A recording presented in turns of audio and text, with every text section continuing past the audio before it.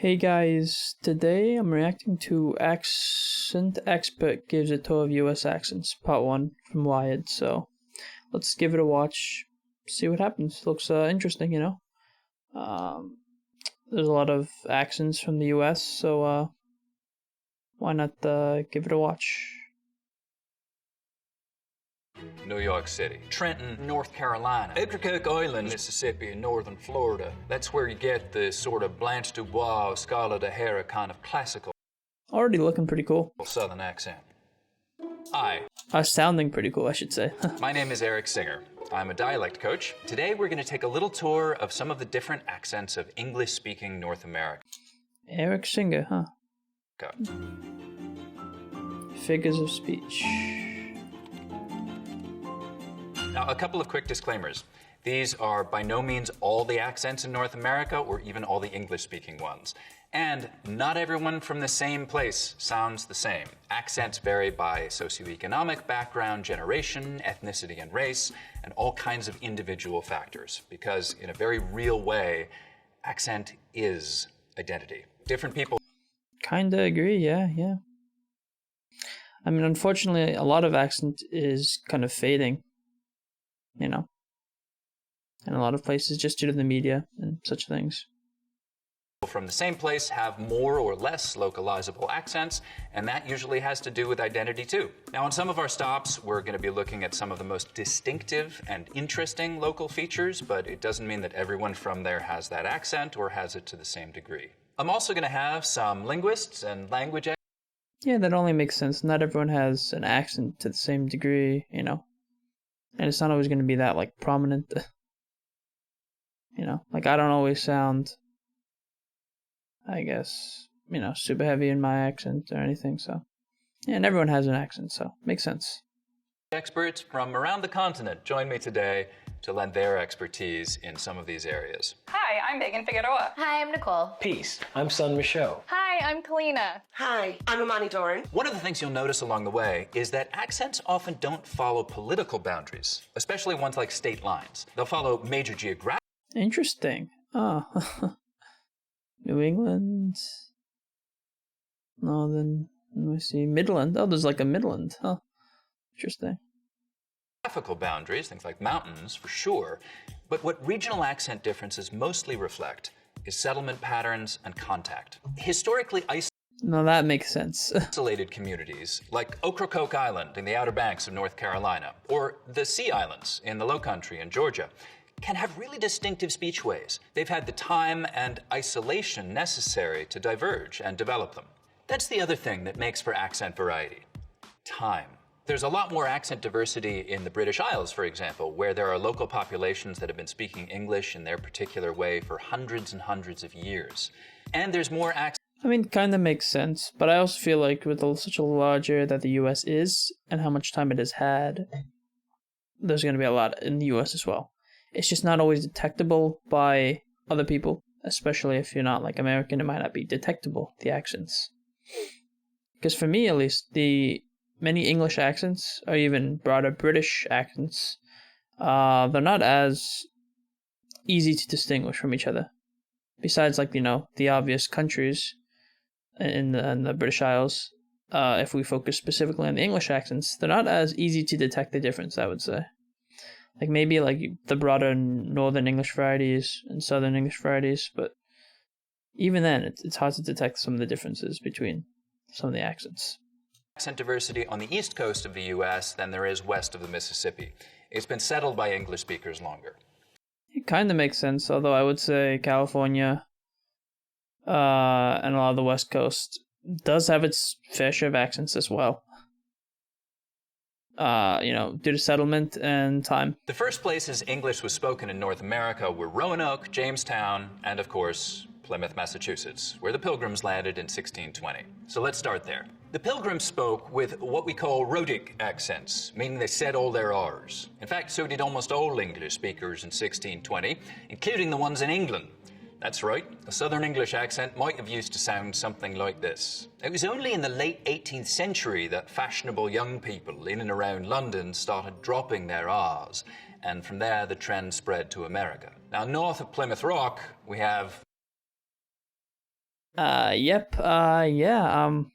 Most accents were like Rhodic before they had all the R's inside of them. So yeah, it's pretty cool. America, well, much of America kept the R, I guess. So not all of it though. Like I guess the gradual dropping of the R's spread to like the Northeast area and some parts of the U.S. as well. So makes sense. Because young people want to be fashionable. Harvard Yard. One of the places you might hear a Boston accent today. The stereotypical Boston accents, of course, are non-rhotic, meaning no R sounds in park your car in Harvard Yard. Let's all get in the car. That's a really often used example, yeah, from what I've heard. And head south down the coast now into Rhode Island. Traditional Rhode Island accents here are still non-rhotic, but there's a key vowel difference. The placement for that vowel sound in park your car in Harvard Yard. We call this the start vowel. In Boston, it's usually pretty fronted. Park your car in Harvard Yard. In Rhode Island, it's back. Park your car in Harvard Yard. Rhode Island accents were shaped by a lot of Irish and Italian immigration, just like New York City. So many accents. They don't vary by borough, by the way. That's a myth. I know you guys are going to tell me to forget about it, but I'm sorry. Sociolinguists have studied this really carefully, and there just really isn't any such thing as a specifically Brooklyn or specifically Bronx accent. There certainly are a lot of different New York City accents, but they vary by socioeconomic background and by ethnicity and other aspects of That sounds a bit like a Yiddish accent, kind of. Group belonging and identity, more than by neighborhood or by borough. They're historically non-rhotic, though that's changing some in the youngest generations for sure. Here's something fun most of them haven't. Yeah, the accent is kind of fading a bit, or changing, I guess. Common. The tongue tip hits the teeth, or close to them, on TD and N sounds instead of, a little further back. So you can hear that in like this kind of New York City accent, tongue tip on the teeth, Times Square, New York City, and this kind of New York accent, 22nd Street, Times Square, Dumbo, taxis, traffic, and so on. Okay, so you may have noticed that all of these accents I've talked about so far sound pretty white. Yeah, I don't know about that. Like, I feel like, I guess, the New York accent is a bit more general. I feel like a lot of people had that, still have it even, I feel like it doesn't really matter the race as much, or even the ethnicity. I feel like Italians, Jews, Irish people, Black people, most of them have it, even like Puerto Rican people. Especially back then, most of them had like this classical New York accent, kind of. So, yeah, it's pretty interesting. But I guess it is a little bit white, you could say, maybe. I guess for the other accents. I'm going to take a pause here, and linguist Nicole Holliday is going to go a little deeper on African American English varieties. My colleague Amani Dorn is going to demonstrate some of those accents. Hi, I'm Nicole Holliday, and I'm a linguist. As we know, New York has all kinds of people in it. African American English has a lot of shared features across regions because of its history. So Black people in Africa were kidnapped and brought to what is now the United States. At the time, they didn't all speak the same languages. They spoke multiple different African languages. Oh yeah, nowadays in the New York accent, there's like, I guess, in slang, there's a lot more like Spanish words and some Caribbean stuff as well. It's pretty cool. And those languages came into contact not only with each other, but those languages were also coming into contact with the English spoken by the colonizers. This created a situation where there was a really unusual learning exposure to English, right? So there are all of these languages in contact with each other, and for economic and survival reasons, the enslaved people had to, in some ways, acquire English. But the English that they were acquiring was not like what you learn in the classroom, right? It was under this really unusual situation of acquisition. So some of the features that we see in modern African American English are a result of this contact between the African languages as well as the English spoken by colonizers, and those features have persisted over generations. After slavery was legally ended, the majority of African Americans remained in the South but experienced really extreme segregation. This led to different varieties of English being spoken in Black and white communities within the South, and even as they moved north during the Great Migration. Nicole, how did the Great Migration influence accents? The English that we see today spoken by African Americans has some features that have persisted throughout generations. TH stopping, so that might be using something like a D sound for where you see a written TH, so dat for that. You can hear that in this clip. They said I could participate online. They said I could participate online. L vocal. Interesting. I feel like, yeah, the D sound, not even for the TH sound, but just the T in general, sometimes gets replaced. Yeah. I think it's easier for English speakers. Vocalization. So that's an L turning into a vowel in a word like pool or pull. Might sound something like pool or pull. He said that's cool. That's cool. We also see consonant cluster simplification. If you have a series of consonants at the end of a word, you might see them turn into just one consonant. So in a word like west, you might hear it pronounced as west. It's been a minute, but she just left. And anything specific to New York? One feature common in New York City is what we call a raised vowel in words like thought and cloth. It sounds something like aw. Coffee without froth on top isn't coffee at all. Yeah, I feel like this is pretty common. Even, for most people. Like that, like aw sound kind of. So let's get it together. Okay, let's go back to Eric. Thank you, Neat. Nicole. And even that's just the tip of the iceberg for linguistic diversity in this incredibly diverse city. Around 50% of New Yorkers speak languages other than English at home. And for half of Yeah, there's a lot of linguistic diversity. It's like the most diverse city, so. those, that language is Spanish. Megan Figueroa is here to tell us a little bit about one of those varieties, a variety. So 50% of the 50% that speak another language, yeah. That's interesting. Language is Spanish. Megan Figueroa is here to tell us a little bit about one of those varieties, a variety linguists call New York Latino English. New York Latino English is heavily influenced by Puerto Rican Spanish and Dominican Spanish. One remarkable feature of this variety is a light L, the sound that you would find in a word like, love, leaf. Right, so New York Latino English speakers have a particularly light L.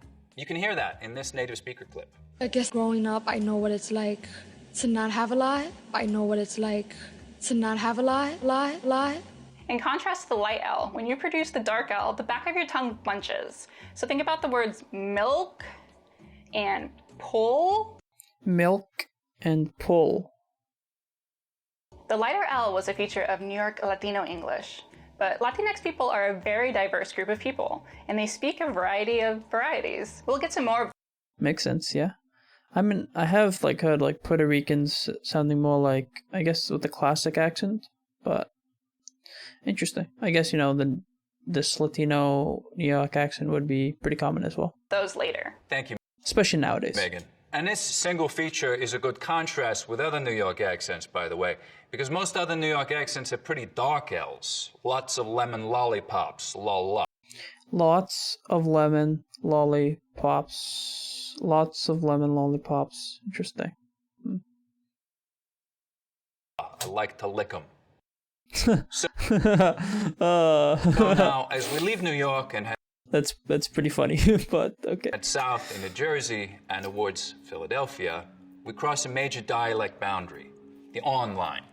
Now, north of this line, most people say on, rhymes with don. South of it, they say on, rhymes with dawn. Of course, this doesn't apply at all if you rhyme On, dawn, on. Huh. on and dawn, only if you have two distinct pronunciations. That's called the caught merger, but we'll talk more about that later.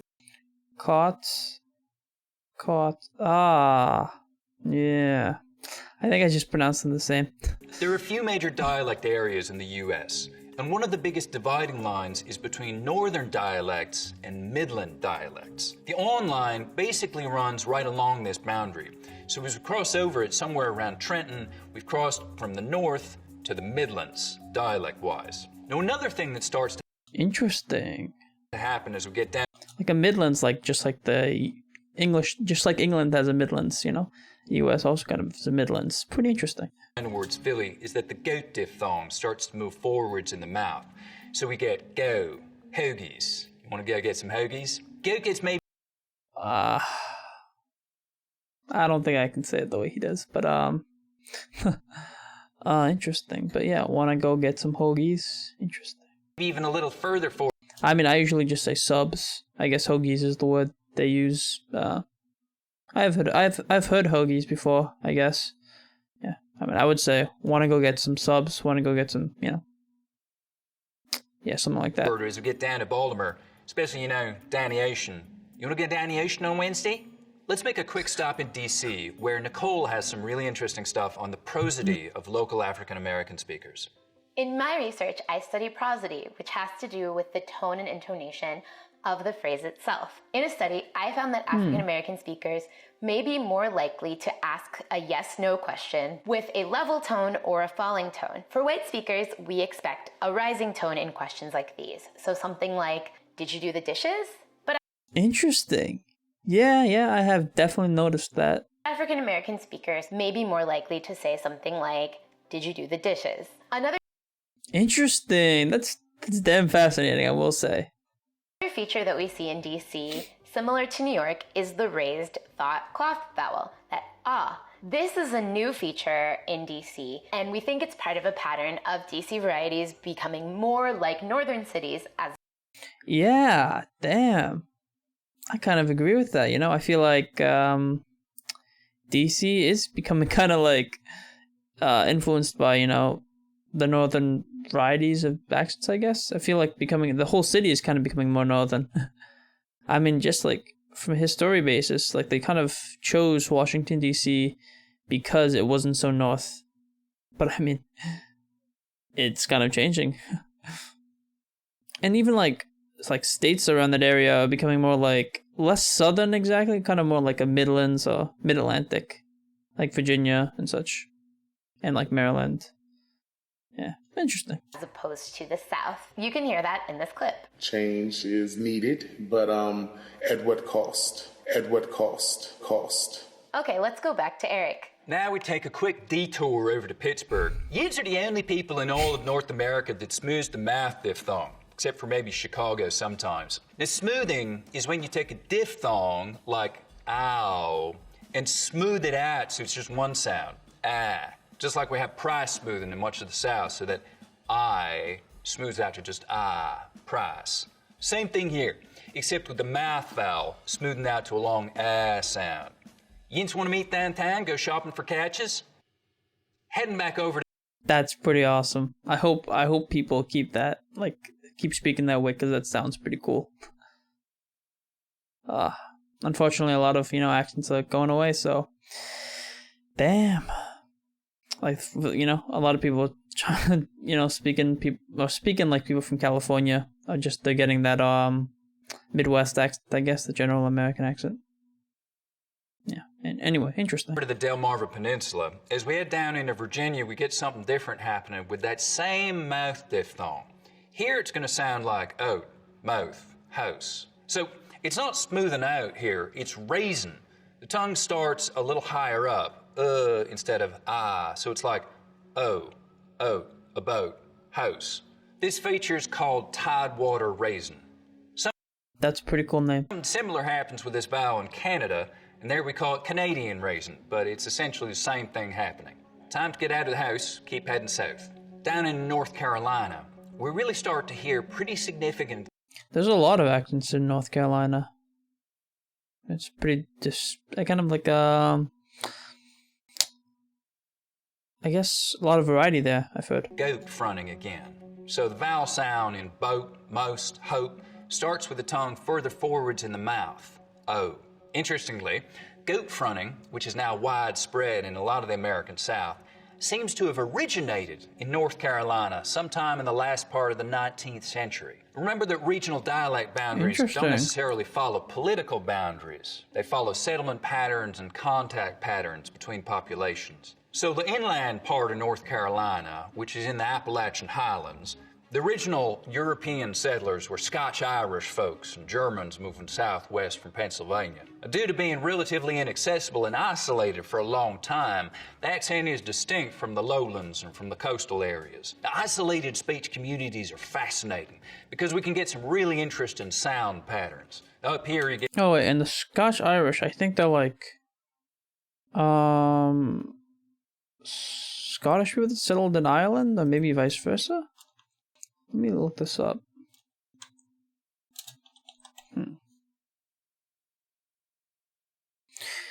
Scotch Irish Americans are American descendants of Ulster Protestants who immigrated from Northern Ireland to America during the 18th and 19th centuries, whose ancestry had originally migrated mainly from the Scottish lowlands to northern England. Interesting. Yeah, so kinda not exactly Irish, but yeah, interesting. Get some really dramatic face lowering, for example. So the diphthong in face starts real low, down around face, light, day.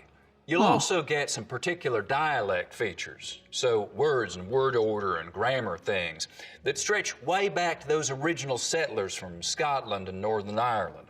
Things like a hunting and a fishing, and extra sounds too, like the R sound in wash and the H sound in hit. Get on with hit. Interesting. Here's Nicole again to talk a little bit about African American speech in Southern Appalachia. Hi again.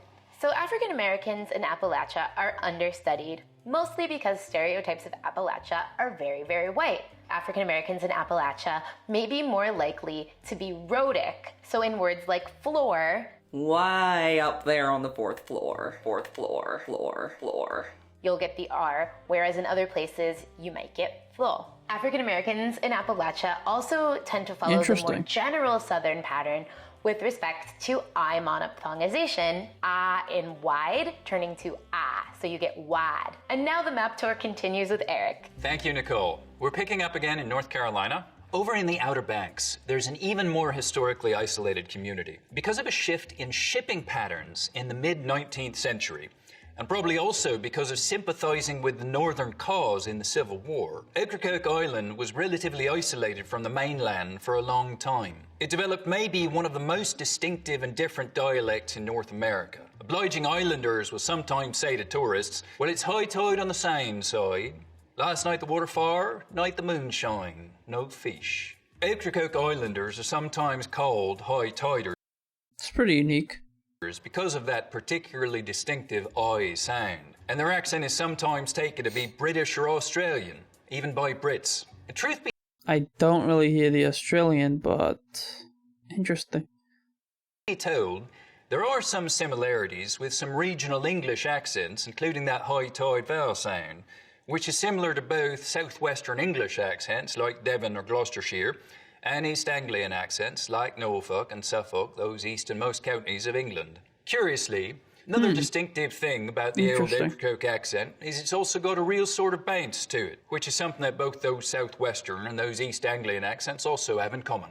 I kind of hear a bounce, yeah. Carolina is actually one of the most linguistically diverse states in the country. I want to bring in Kalina Newmark Like I said, now to yeah. talk about Native American English. Hello, my name is Kalina Newmark, and I am Talita Dene First Nations from the Northwest Territories, Canada. I come from a strong line of Dene and Métis leaders who are passionate about our language and cultural teachings. The Lumbee tribe is the largest state-recognized Native American tribe in North Carolina. Lumbee speakers combine and pronounce English words that distinguish them from African American and Southern speakers. Since encountering white settlers in the mid-1800s, the Lumbee have carved out a dialect of English that is uniquely theirs. One interesting feature is that Lumbee English speakers share vowel sounds present in the Outer Banks accent, where tide is pronounced toid. You can hear that in this native speaker clip. Well, when he got halfway, that little ditch on this side, ditch on this side, ditch on this Damn, side. that's cool. Thank you, Kalina. So that Ocracoke Island high tider accent is an accent that's disappearing fast. The younger Ocracokers tend to speak much more main. Damn, that's really sad. Damn. Hopefully, it does not guess. Hopefully they don't continue to lose their accents, but that's really sad to hear because that's so cool. They sound awesome. Mainstream American English. There's a popular idea that we're losing regional accents, that people are sounding more and more. I would say that's kind of true. Well, not really losing, but sort of gaining a different sort of general American accent. Popularized by Hollywood, and the news, Similar. That's true of some people in some places, especially some of these isolated communities. I would say that's very true for the younger people. Yeah. But it's not true across the board. There are actually plenty of accent. Yeah, not true across the board, I guess. But I wouldn't. I might disagree with that. I'd say it's pretty true just for the majority of people. And also, you have to look at it this way: the majority of people live in California or the Northeast, so that's what's kind of happening. And most people in California kind of don't really. They have a general American accent. Maybe a slight, Southern California-ish accent, like that surfer accent, or there's definitely a few accents in California, but most of them are, general American. And yeah, so, from that point of view, it kind of does apply, per capita, more people are kind of, losing their accents, or, regional accents, so. In my opinion, of course. Differences that are getting more and more distinct over time. But of course, it's a Sorry for the rant. complex picture. There are parts of the South that don't have all that much Southern about them, accent-wise. Raleigh, North Carolina, and Austin, Texas are two good examples. Oh, yeah. They sound pretty, unsouthern in Austin, Texas.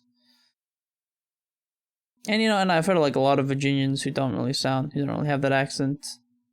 Or even North Carolina, people from North Carolina don't really have that accent. Examples.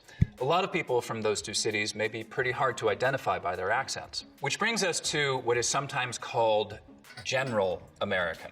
What's General American? The first thing is, it's not one accent. It's basically a terrible term for a wide variety of accents that essentially don't have a lot of obvious regionally distinctive features in them. We're going to talk to some. If they don't have a lot of obviously regional distinctive features, then that kind of does make them pretty similar. Maybe they're not all one thing, but similar enough, honestly. They kind of be one thing, so. Sun Michaud now. Sun is a native speaker. Oh, shoot. Does this sound on? Speaker of Gullah. Huh. I think something is wrong with the sound, but I'm not sure.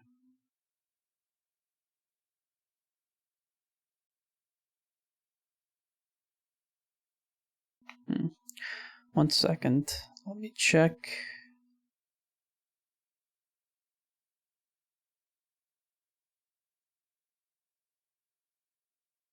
A fascinating. Oh, okay. My bad. And really important Creole show now have a lot of obvious regionally distinctive features in them. We're going to talk to Sun Michaud now. Sun is a native speaker of Gullah, a fascinating and really important Creole language spoken in the Low Countries in the Carolinas, Georgia, and Florida. Damn, Creole is pretty cool. Gullah is a language spoken in a region of the United States called the Gulligichi Cultural Heritage Corridor, which extends Creole is just like any kind of mixing of languages. No, I wasn't just referring to I guess French Creole. No, this is different. Anyway. Officially from Wilmington, North Carolina, down to Jacksonville, Florida. Gullah is an Atlantic Creole, most similar with Bohemian Creole English and Bajan Creole. In fact, when I visited the Bahamas, a bunch of the local them thought that I'd been a local too. There are a variety of factors that inform the language. For instance, the secluded plantations on the Sea Island, a mixture of African languages, as well as the accents of lower class English and Irish indentured servants and slavers. European slavers were so ill-suited for the Sea Island's environment that they would often afford long periods of solitary time to our ancestors with little to no oversight.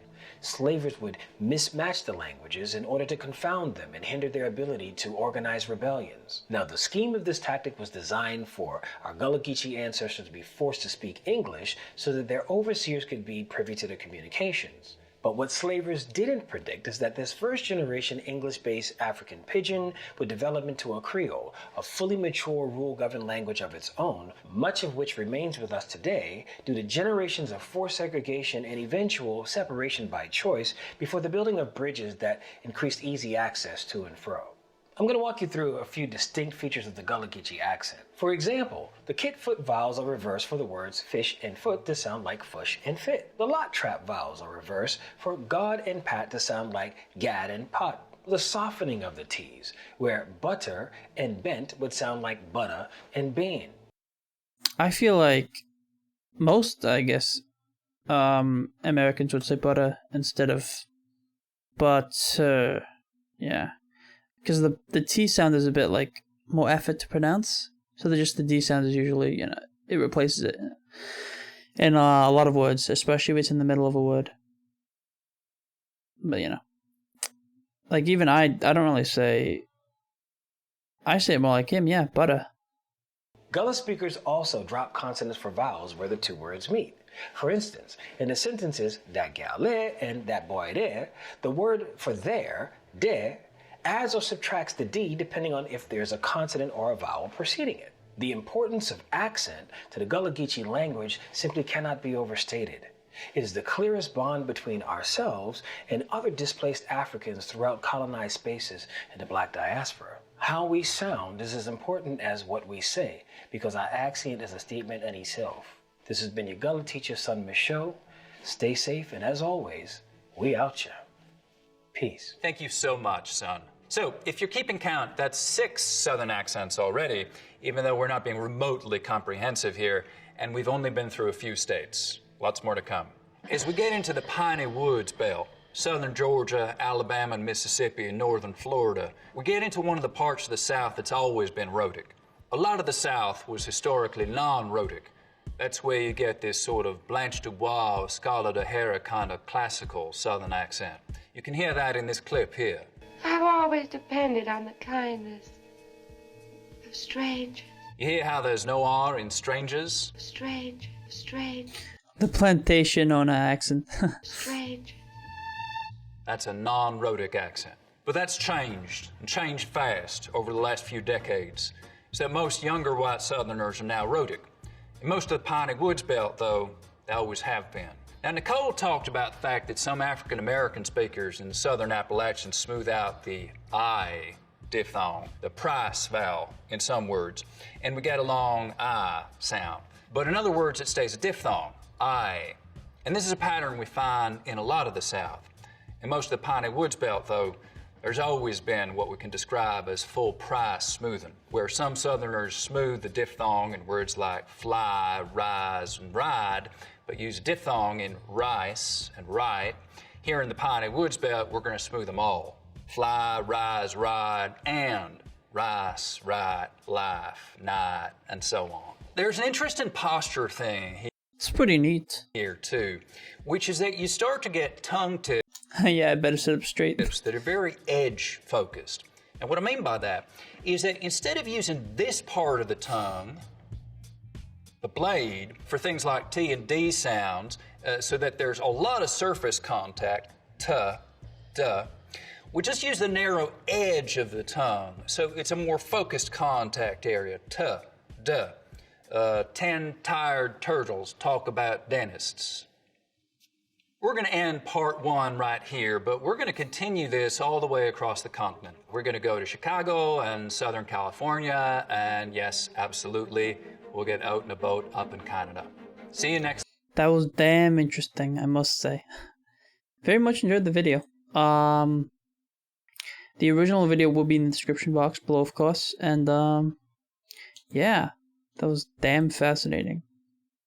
Accents are such like a unique thing, they really do kind of identify you, so that was quite the fascinating and enlightening video. Thanks for watching. Make sure you subscribe to the channel and like the video. Bye bye.